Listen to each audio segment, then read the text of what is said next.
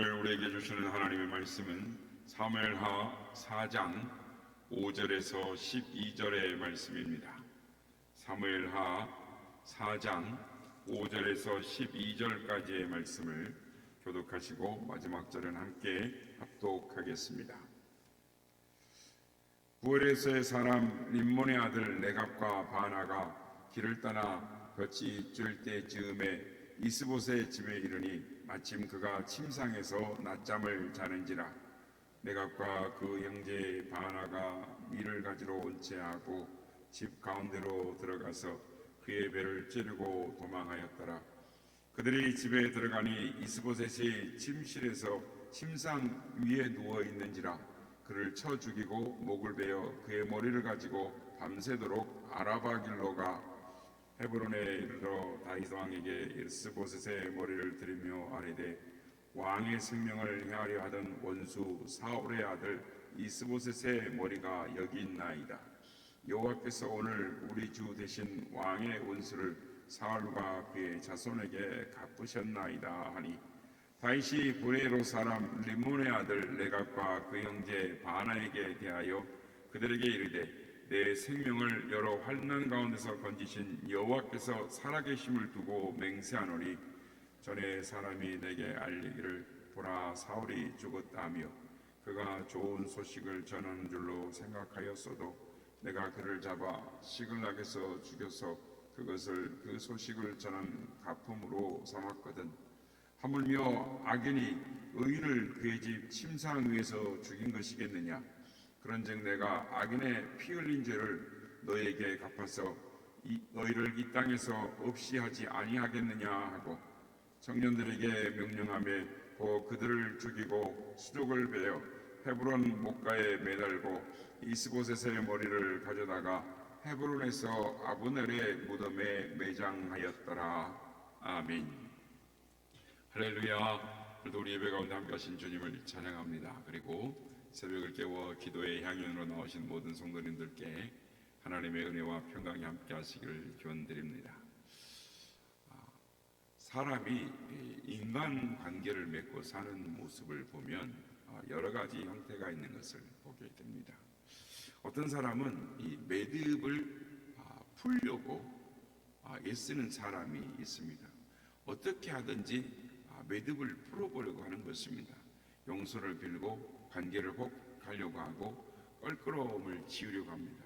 할 수 있다면 모든 사람과 화목하게 지내려고 하는 것입니다. 그러나 어떤 사람은 매듭을 맺는 사람이 있습니다. 처음에는 좋았다가 나중에 보면 매듭을 맺고 인간관계를 끝내버리는 사람이 있습니다. 세상에 너밖에 없는 줄 알아? 라는 식으로 왕래를 끊는 것입니다. 이 사람하고 매듭을 짓고 저 사람하고 매듭을 짓고 아래로 매듭을 짓고 위로 매듭을 맺습니다. 이런 사람들은 결국 고독하게 외롭게 살아갈 수밖에 없습니다. 주님께서 이렇게 말씀하셨습니다.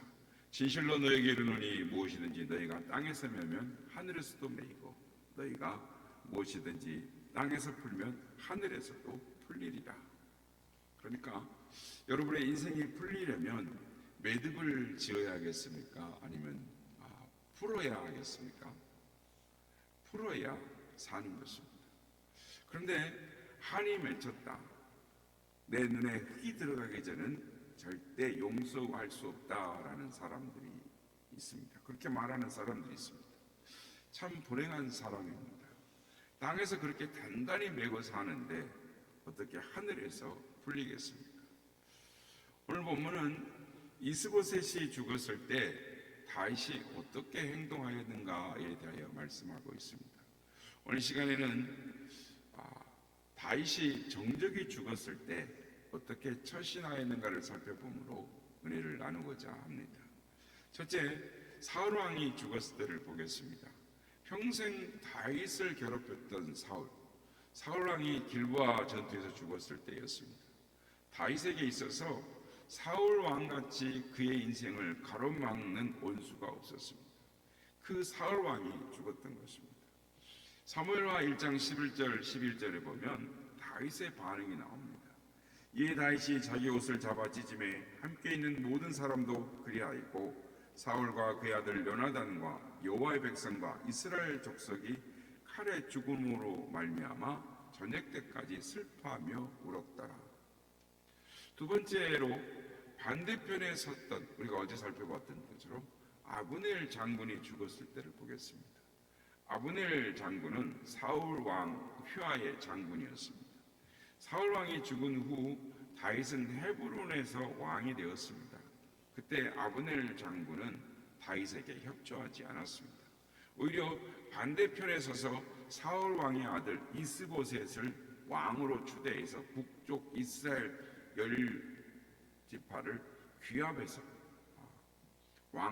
이스라엘 왕을 세웠던 사람입니다. 그러니까 나라를 반으로 가른 장본인이 아브넬 장군입니다. 그가 죽었습니다.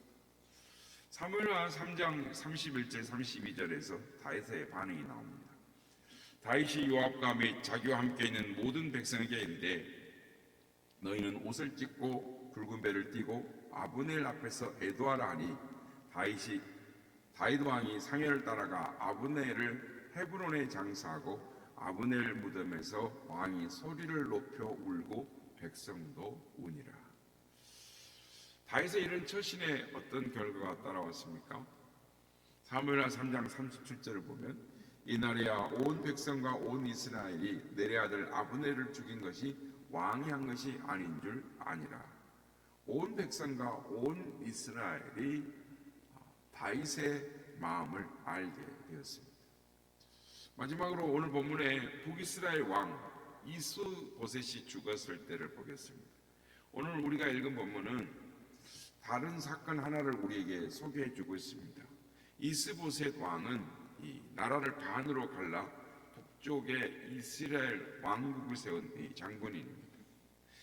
그 이스보셋이 죽었다라는 것입니다. 우리가 오늘 읽었던 것처럼 상황은 이렇습니다. 이스봇 휘하에 레갑과 바나라는 장군이 있었는데 이 두 장군이 주군인 이스보셋을 배신을 했습니다.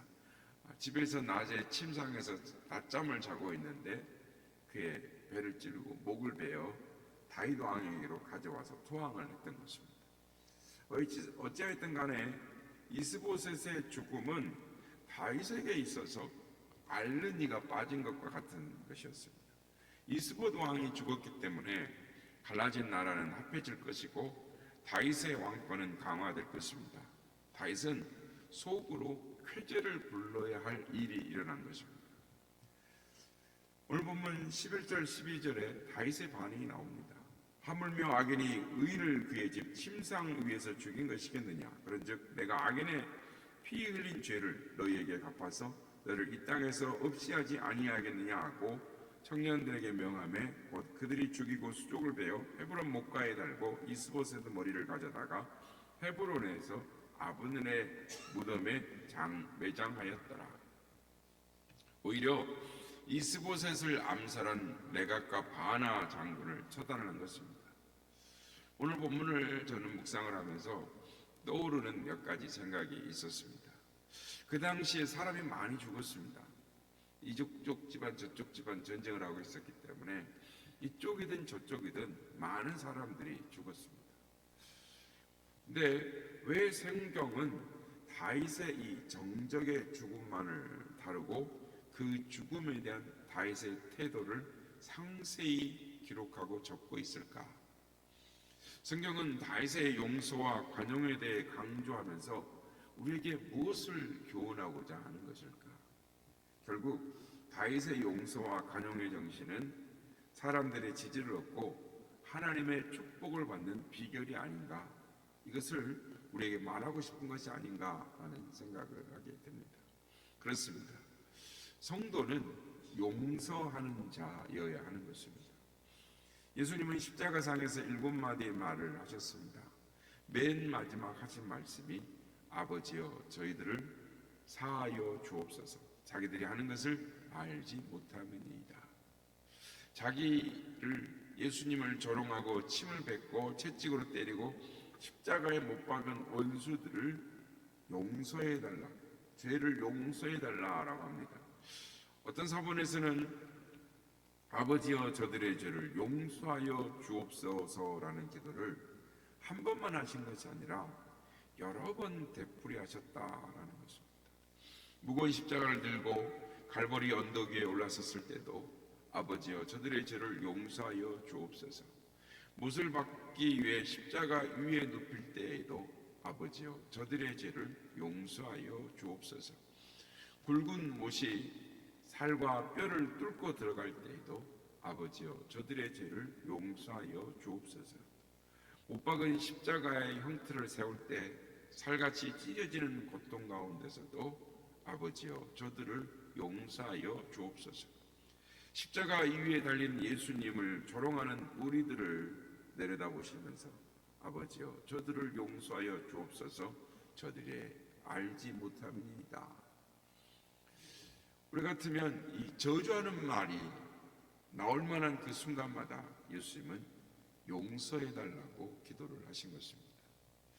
예수님의 교훈의 핵심은 원수를 사랑하라라는 것입니다. 마태복음 5장 43절 44절에 내 이웃을 사랑하고 내 원수를 미워하라 하였다는 것을 너희가 들었으나 나는 너희에게 이르노니 너희 원수를 사랑하며 너희를 박해하는 자를 위하여 기도하라 라고 말씀합니다. 성도 여러분, 용서는 예수님의 명령이며 그리스도인의 의무입니다. 성도는 용서하는 자여야 하는 것입니다. 그러면 왜 남을 용서해 주어야 합니까? 내가 용서받았기 때문입니다. 하루는 베드로가 예수님께 묻기를 내게 죄를 범한 자를 몇 번이나 용서해 줘야 할까요? 7번 용서해 줄까요? 라고 했을 때 예수님은 70번에 7번씩이라도 용서하라 라고 하셨습니다. 70번에 7번이면 490번입니다. 그러니까 무한히 용서해 주라는 것이죠. 그러면서 한 비유를 말씀을 해주셨습니다. 1만 달란트 빚진 사람이 갚을 길이 없어서 애원하고 용서해 달라고 했을 때 용서해 주었다는 것입니다. 그러니까 이 1만 달란트는 평생을 일을 해도 또 가산을 다 팔아도 아니 자기의 처자 식구를 가족을 종으로 다 팔아도 갚을 수 없는 빚이었습니다. 그런데 그 사람이 용서를 받은 것이죠. 그 사람이 용서를 받은 다음에 자기에게 100데나리온 빚을 진 사람을 만나서 당장 갚으라고 호통을 치고 멱살을 잡고 그리고 형리에게 넘깁니다. 100데나리온 빚을 진 사람의 친구들이 그 광경을 보고 하도 어이가 없어서 주인에게 이 어처구니 없는 행동을 보고합니다. 이 100데나리온이면 한 데나리온이 하루의 품삯이니까 100일 일하면 갚을 수 있는 돈이었습니다. 그때 주인이 말을 합니다. 이에 주인이 그를 불러다가 말하되 악한 종아 내가 빌기에 내가 내 빚을 전부 탕감하여 주었거를 내가 너를 불쌍히 여김과 같이 너도 내 동료를 불쌍히 여김이 마땅하지 아니하냐라고 말씀을 합니다. 우리는 하나님께 1만 달란트의 빚을 진 죄의 빚을 진 자였습니다. 갚을 수 없는 빚입니다. 그런데 하나님께서 갚을 수 없어서 지옥 형벌을 면할 수 없는 우리들을 용서해 주셨습니다. 이렇게 용서받은 우리가 100데나리온 빚진 자를 용서하지 못한다는 것이 말이 되느냐라는 것입니다. 물질적인 손해를 입혔기에 정신적인 손해를 끼쳤기에 용서할 수 없다고 눈에 흙이 들어가기 전에는 보지 않겠노라고 말할 수 있느냐라는 것입니다. 사랑하는 성도 여러분, 우리가 하나님으로부터 용서를 받았으므로 예수님이 나를 위해 십자가에 피 흘려 죽으셨으므로 다른 사람을 용서하는 것이 마땅한 것입니다. 오늘 본문의 다윗은 용서하고 관용함으로써 사람들의 지지를 얻고 하나님의 축복을 받은 사람이 되었습니다. 바라기는 주님의 사랑으로 여러분의 삶의 가정의 공동체 그리고 교회에 또 여러분의 인간관계 속에서 용서가 넘쳐남으로 말미암아 하나님의 축복을 받는 하나님의 사람, 하나님의 사랑의 사람들이 다 되시기를 예수님의 이름으로 축복합니다. 기대하신 곳에 주여 내가 비오네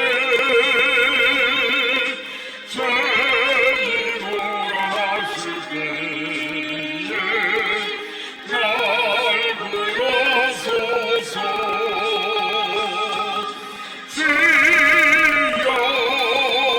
지어줘요 내가 비오네 죄인오라 하실 때에 날 불러소서 자비하신 보좌 앞에 더럽히며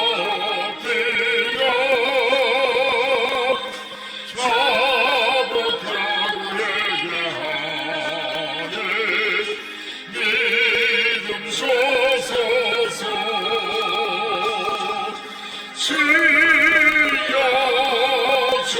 지어줘요 내가 비오네 죄인오라 하실 때에 날 부르소서 주의 공로지하여 주께 가오니 상한 몸을 고치시고 구원하소서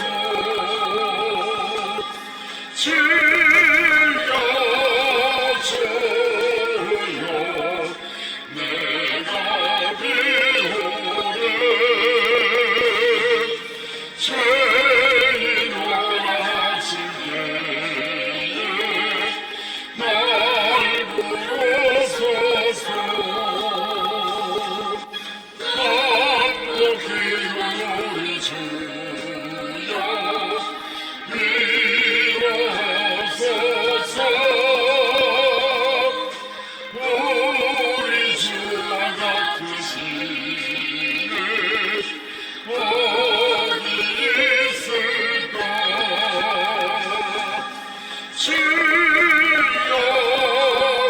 지어줘요 내가 비오네 죄인오라 하실 때에 날 부르소서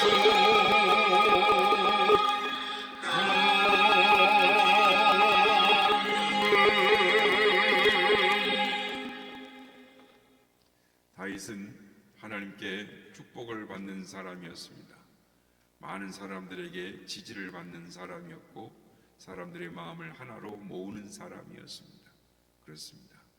축복받는 비결, 그것은 주님께서 십자가에서 우리를 사랑하시고 용서하신 것처럼 우리도 주님을 본받고 따라가는 것입니다. 오늘도 주님의 사랑으로 용서하고 관용하는 주의 사랑의 사람이 되게 하여 주옵소서.